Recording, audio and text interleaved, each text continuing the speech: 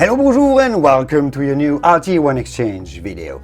We get to the end of our 6-part series about the fine and rare wines from Burgundy. What a journey it's been, talking about the different styles of fantastic Pinot Noirs and the Chardonnays, the terroirs, the classification, so many wonders we've seen. The series wouldn't be complete though without a word on some of the most iconic wine producers here in Burgundy. There are literally thousands and thousands of wineries in Burgundy, and a large number of them make outstanding and extremely reputable wines. I won't be able to fit them all in here in one single video, so we're going to focus on some of the most illustrious ones, some of the most unmissable names in the region, names that are important to have in mind if you want to pretend to be a real Burgundy wine connoisseur or intend to become one someday. Names you may want to research further after I've given you some information about them. Let's go.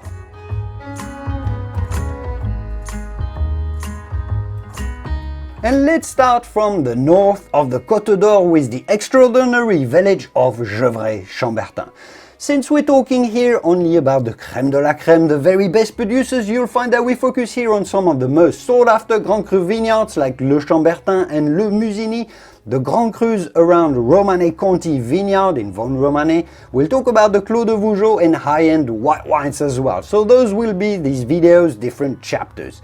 Now, in Gevrey-Chambertin, the star name and legendary family-owned wine producer is the Domaine Armand Rousseau, an iconic name you must know. Even though the domain was established relatively recently in the early 20th century, it's relatively speaking early for Burgundy, the worldwide reputation of the estate has skyrocketed over the past few decades under the control of Armand Rousseau's son Charles and Charles' son now Éric Rousseau. The domain's vineyard holdings counts with 8.5 hectares of Grand Cru sites, including wines from Le Chambertin and Clos de Vougeot.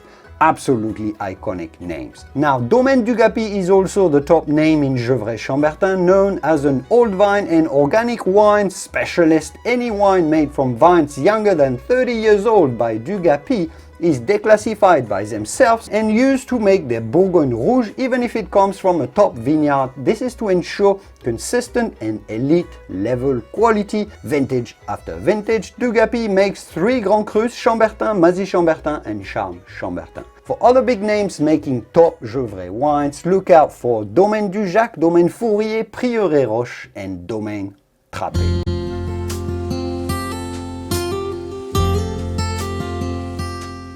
The Domaine Georges Roumier is an absolute legend in Chambolle-Musigny, one of the longest established estate bottling domains in the Côte d'Or.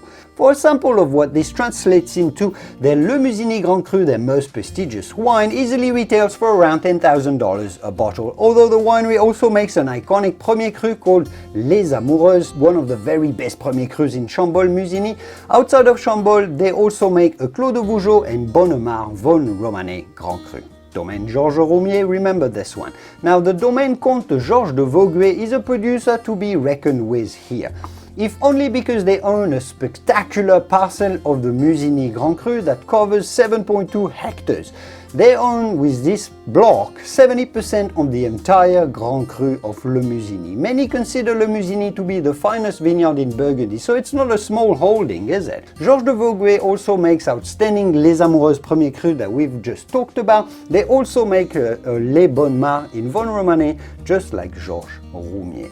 Iconic name. Also look out for Chambolle-Musigny wines made by the Domaine Jacques-Frédéric Munier. The family has owned the Château de Chambolle-Musigny, the village's chateau, since 1863, and they make a fantastic, extremely reputable Musigny Grand Cru as well, and they make a Les Fouets Premier Cru as well as the Les Amoureuses, so top Premier Crus of Chambolle as well. Many producers and maisons that own Grand Cru in different parts of Burgundy also make top Chambolle-Musigny wines. Everyone wants to have a little piece of the prestigious Chambolle-Musigny. Those include the Domaine Févelay, Joseph Drouin or Domaine Leroy. The latter, Domaine Leroy's Musigny Grand Cru, is simply the second most expensive wine in the world. But we'll get back to Leroy as a cult producer for itself in more details in just a minute.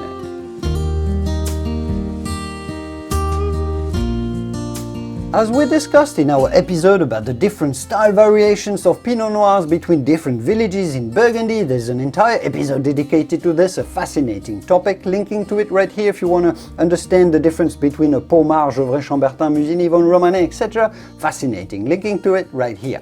Now the Clos de Vougeot is the largest Grand Cru vineyard in Burgundy, a very large vineyard. I think there's like 80 or 100 different producers there, but the wine qualities vary depending on vineyards and producers quite a bit. Only some of the top producers with holdings in the higher parts of the Clos make extremely sought after wines here and command the highest prices for Clos de Vougeot, like the Domaine Comte Liger-Belair, René Angel, Prieuré-Roch, and yes again the Domaine Leroy, which yes makes an outstanding Clos de Vougeot wine. Like Domaine La Romanée-Conti, they only make outstanding wines from various sites in Burgundy, including in the Clos de Vougeot. Talking about those two, Leroy and DRC, let's talk about what they are most famous for, Vosne-Romanée wines. Just wanted to give you a quick word on Clos de Vougeot, some outstanding wines, but let's move on to Vosne-Romanée.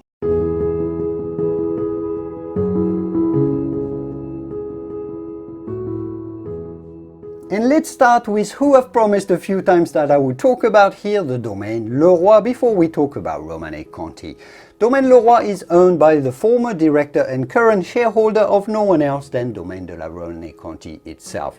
An icon of a woman she is in the world of wine, her name is Lalou Bise Leroy.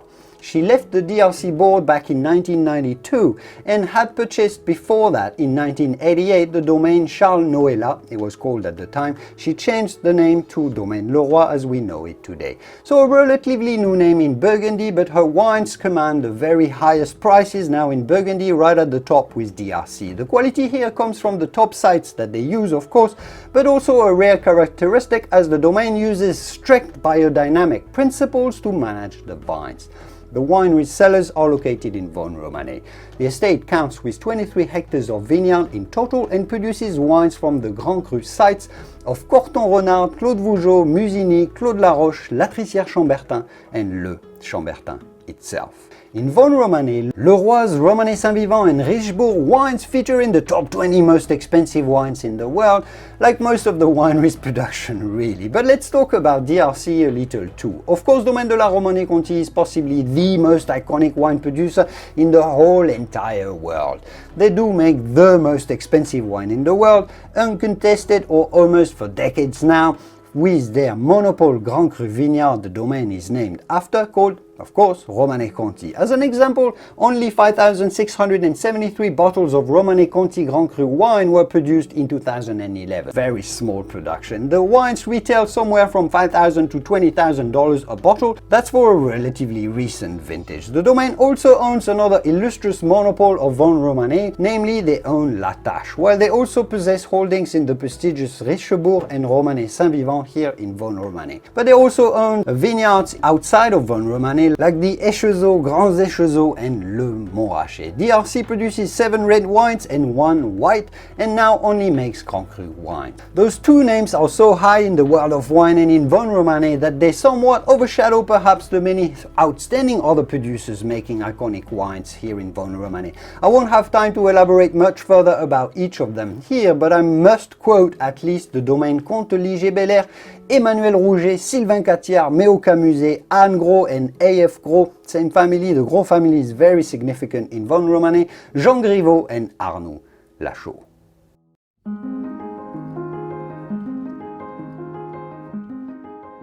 Burgundy is dotted with Grand Cru monopole vineyards, fantastic Grand Cru vineyards that make some of the best wines in the world and that belong to one single producer. As a consequence, the wineries that own these specific vineyards automatically qualified as legendary producers, if only for owning those sites entirely and of course making good wine, fantastic wine out of them, even though they also make fantastic wines from other vineyards in general. So let's mention here the Domaine du Clos de Lambray, who of course owns the entire 8 hectares of the Clos de Lambray Grand Cru site in Moret-Saint-Denis. Similarly, and also in Moret-Saint-Denis, is the Domaine du Clos de Tarte and its Clos de Tarte Grand Cru monopole. While the other illustrious monopoles of Vosne-Romanée I didn't mention before are La Grande Rue, owned by François Lamarche, and La Romanée by the Comte de Liger-Belair. There are also a number of Premier Crus that are monopoles around Burgundy, including some that are among the most prestigious ones, often walled vineyards or clos, that's what clos means, like le Clos des Perrières, that's in Meursault, owned by Domaine Albert Griveaux, the Beaune Premier Cru Clos des Ursules, made by Domaine des Héritiers Louis Jadot, or the biggest monopole vineyard in Nuits Saint-Georges that is called the Clos des Maréchals, owned by Domaine Jacques-Frédéric Meunier.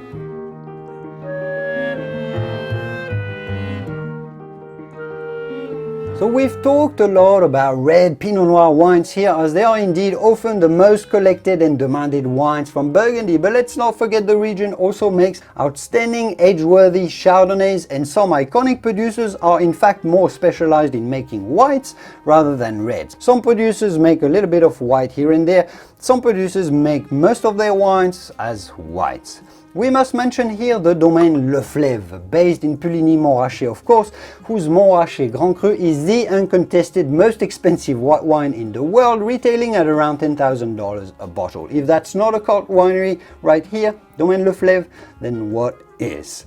The single white wine made by Domaine de la Romanée-Conti that is also a Montrachet, as well as the few whites by Domaine Leroy that we've talked about. Leroy makes a Chevalier Montrachet, a Corton Charlemagne, or also les Folatières Puligny Premier Cru, all three whites by Domaine Leroy. All of those are cult white wines. We must also additionally mention a few important names in the world of Burgundy whites, the wines by Coche-Dury, including Top Meursault and their Corton Charlemagne, the wines by Domaine Ramonais, like their Montrachet, the Chevalier Montrachet or Bâtard Montrachet that they make are just dreaming about them, or Bonneau du Martre's Corton Charlemagne. That's just to name a few iconic names and producers in the world of white Chardonnay wines from Burgundy. And I'll finish with a few names that I couldn't fit in here for the lack of time. Burgundy is so vast and complex, I must have missed many producers, and I will still have after quoting those.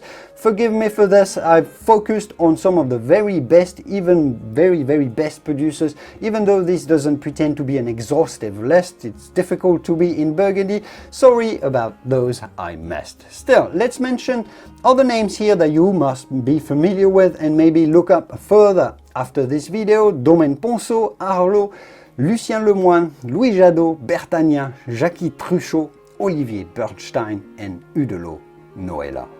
So many fantastic names in Burgundy.